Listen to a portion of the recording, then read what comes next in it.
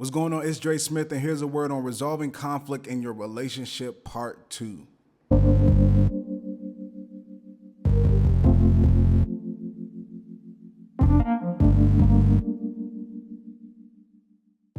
So for the second part of resolving conflict within your relationship, we want to visit and talk about how to communicate your feelings.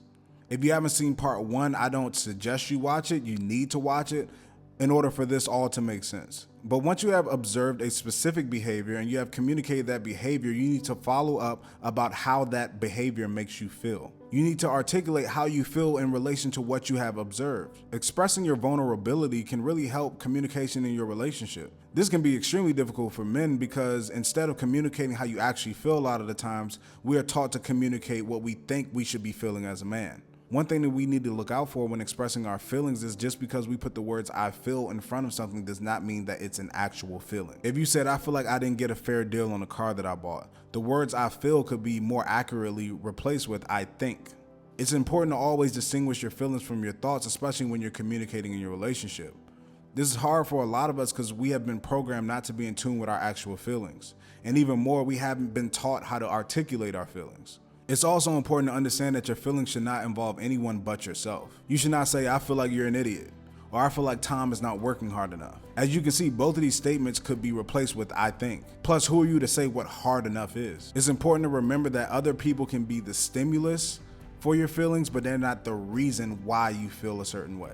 It's also important when discussing feelings to make a difference between what you feel and what you think you are. For example, if I say I feel like an incompetent manager, in that statement, I'm really expressing what I think I am by assessing my abilities as a manager rather than clearly expressing my feelings. Something more accurate would be I feel disappointed in myself as a manager. But lastly, when expressing your feelings to your partner, you have to distinguish what you feel and how you think others are reacting to you. A very popular one is I feel ignored. This is more based on your interpretation of other people's actions versus a clear statement on how you actually feel. Although there may be times where people are actually ignoring you, you are saying in that statement what you think people are doing.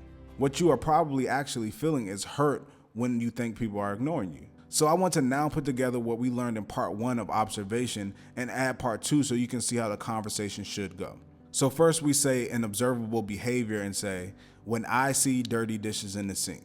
And then we add how the dirty dishes in the sink make us feel. I feel uneasy.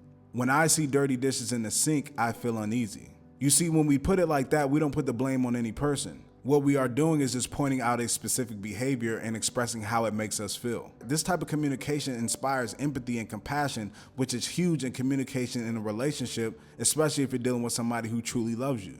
Again, when you get home, practice this type of communication and practice on identifying and communicating and articulating your feelings as it pertains to observed behavior. If you want to resolve conflict in your relationship, you have to be able to effectively communicate your feelings. And that's a word. Thank you so much for watching this entire video. If you want to continue to receive a word, make sure you subscribe to this channel, subscribe to the podcast, and follow me on Instagram.